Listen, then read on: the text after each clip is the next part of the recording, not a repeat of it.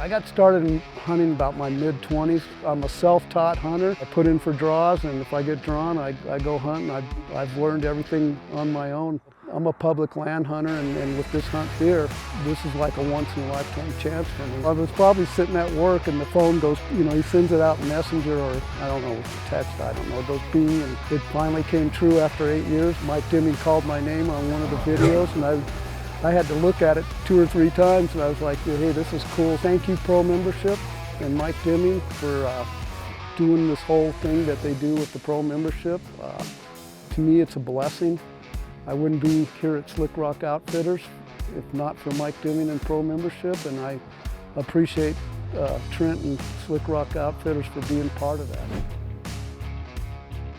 Day one, opening morning, we got out, drove out to some farm fields. And of course, I had no idea where we were going or what it was going to be like. We met another guide. We were looking for a specific buck. Went out, parked the truck, rocked down the road, and then walked in the field and stood by some sagebrush and started glassing this field for deer. No bucks came out, just does, and the does were meandering around, and then we decided to hop in the truck and go find that target buck, which they happened to name Target. Spotted him off the side of the road. And he was going to cross the road and follow these does down this low point. We got out, we parked the truck up the road a ways, walked in, snuck in, got off the road about 50 yards and behind some tall sagebrush. And we waited, and we waited. The guy decided that he wasn't going to come through. He had bedded down on the other side of the road, which on the property we couldn't hunt. We backed out of there real quick and waited up a ways and watched and watched and watched, and he never stood up, never came out. We decided to leave the area, go eat some lunch, and come back.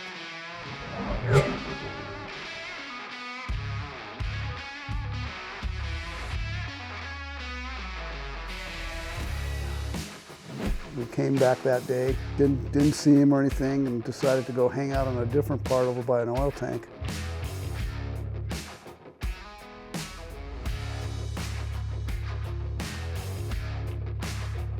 We spent the evening there looking for him, never found him, and he never came out on that side of the road. We saw the does, they came out and started feeding. Back in the truck, decided to give it one last shot, a loop around the fields, glassing for this buck, and I believe we saw him again, and he was walking but he was going in the direction to the fence line he could hunt. So we parked the truck up there, and of course he never made it there, and it got dark, and that was day one.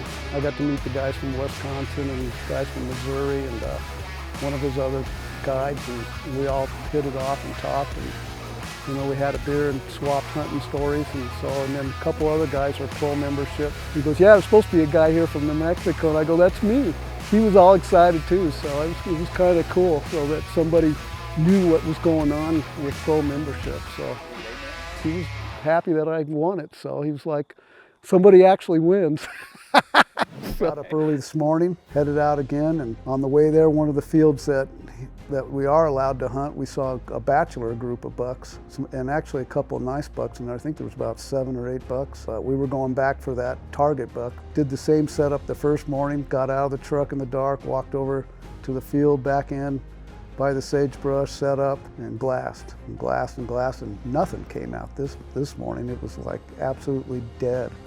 No does came out, nothing. So, and in doing so, we never saw a target buck, but our guide saw 2 bucks that he knew about that hadn't been showing themselves, but they showed themselves, and they were on the property we could hunt. We parked the truck, made a stalk down the road paralleling them, and then made a decision to go in after them. Found a low point, started sneaking in after them. About halfway there, Trent, the guide, said, take your boots off.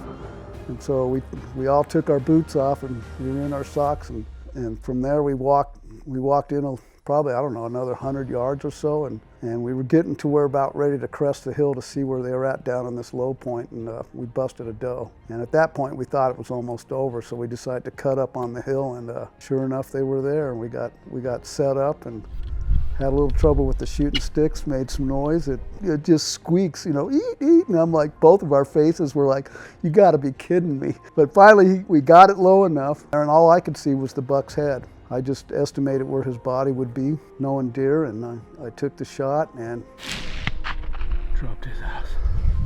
I didn't even see him drop. The Tyler saw it drop, and the other buck stood there for a minute and then walked off, and that was it. It one shot, and it went straight down. And awesome. Good job, buddy. Good job. Hello.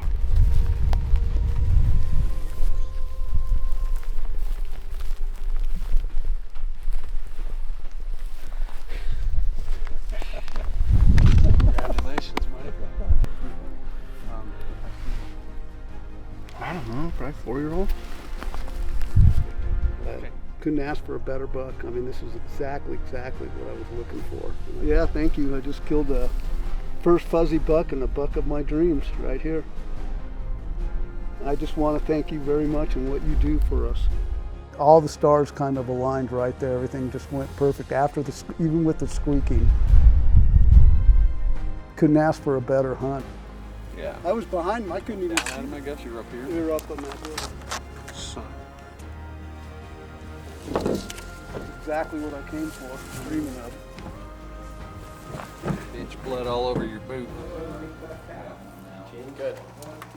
No, I mean, the hunt was a dream hunt. The buck was what kind of buck I like, bigger than I thought I would get. I'm elated. You couldn't ask for a better hunt, and I'm very thankful.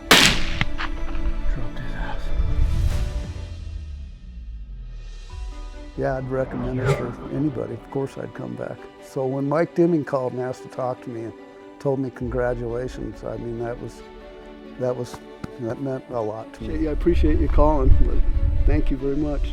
I feel so blessed to be around good people. I'm doing stuff like this and meeting you and talking to Mike Dimming and meeting Trent and all his other guys and his son. He actually helped me with my bags when I deboned my own deer, so it's kind of cool. And those are memories I'll keep with me for the rest of my life, and hopefully I'll get to see all you guys here and there in the hunting world.